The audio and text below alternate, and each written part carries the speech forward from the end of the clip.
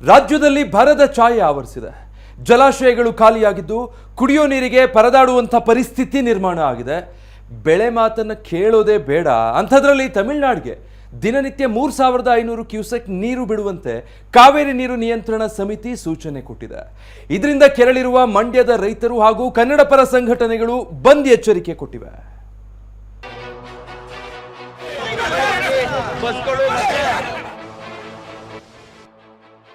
ಈ ಬಾರಿ ಮಳೆಯಾಗದೆ ಕರ್ನಾಟಕದ ಬಹುಭಾಗ ಭೀಕರ ಬರಗಾಲದಿಂದ ತತ್ತರಿಸಿ ಹೋಗಿದೆ.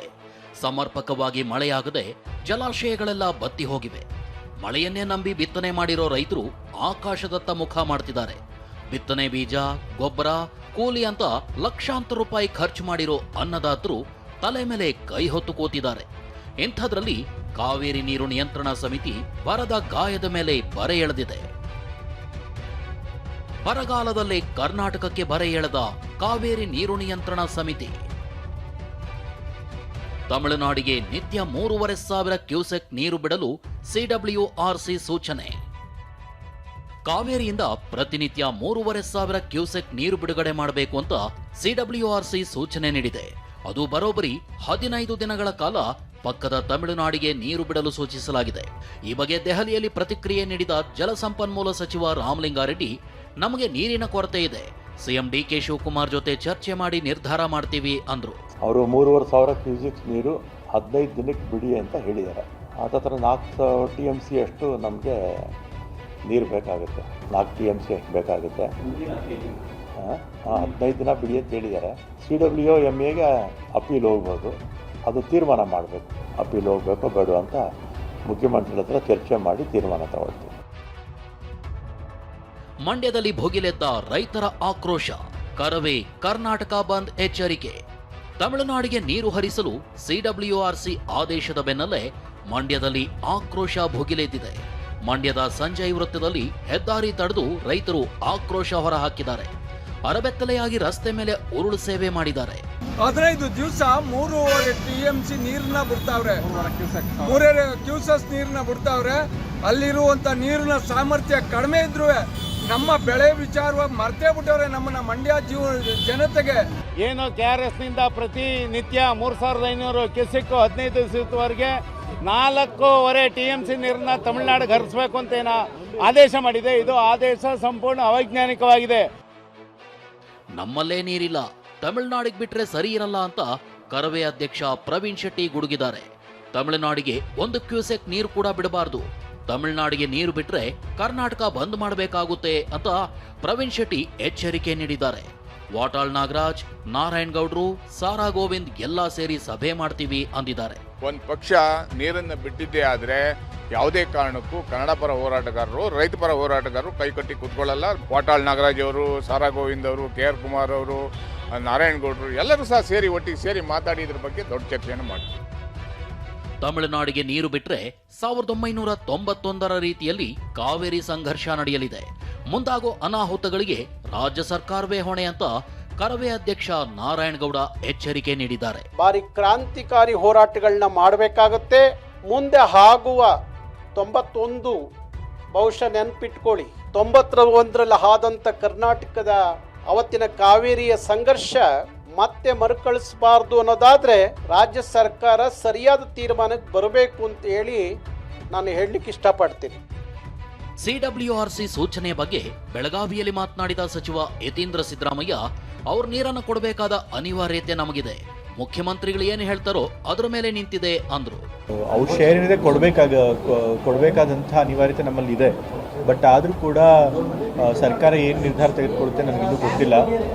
ಮುಖ್ಯಮಂತ್ರಿಗಳು ಇದ್ರ ಬಗ್ಗೆ ಏನು ಮಾತಾಡಲಿಲ್ಲ, ನನಗೂ ಕೂಡ ಈಗ ಮಾಹಿತಿ ಬಂದಿದೆ. ಸೊ ಹಾಗಾಗಿ ಮುಖ್ಯಮಂತ್ರಿಗಳು ಏನು ಹೇಳ್ತಾರೆ ಅದರ ಮೇಲೆ ಆಧಾರ ಮೇಲೆ ನಾನು ನಿಮಗೆ ಹೇಳ್ತೇನೆ. ಕಾವೇರಿ ನೀರು ನಿಯಂತ್ರಣ ಸಮಿತಿಯ ಸೂಚನೆ ಬೆನ್ನಲ್ಲೇ ವಿಪಕ್ಷ ನಾಯಕ ಆರ್ ಅಶೋಕ್ ಟ್ವೀಟ್ ಮಾಡಿದ್ದಾರೆ. ಸರ್ಕಾರದ ವಿರುದ್ಧ ಕಿಡಿಕಾರಿದ ಅಶೋಕ್, ಕರ್ನಾಟಕಕ್ಕೆ ಮಾರಿ, ತಮಿಳುನಾಡಿಗೆ ಉಪಕಾರಿ. ಕಾವೇರಿ ನೀರಿನ ವಿಚಾರದಲ್ಲಿ ಕರ್ನಾಟಕದ ಹಿತಾಸಕ್ತಿ ಕಾಪಾಡಲು ಮತ್ತೊಮ್ಮೆ ಕಾಂಗ್ರೆಸ್ ಸರ್ಕಾರ ವಿಫಲವಾಗಿದೆ ಅಂದಿದ್ದಾರೆ. ಸಿಡಬ್ಲ್ಯೂಆರ್ಸಿ ಸೂಚನೆಯನ್ನ ವಿಚಿತ್ರ ನಿರ್ಧಾರ ಅಂತ ಬಿಜೆಪಿ ಶಾಸಕ ಆರಗ ಜ್ಞಾನೇಂದ್ರ ಹೇಳಿದ್ದಾರೆ.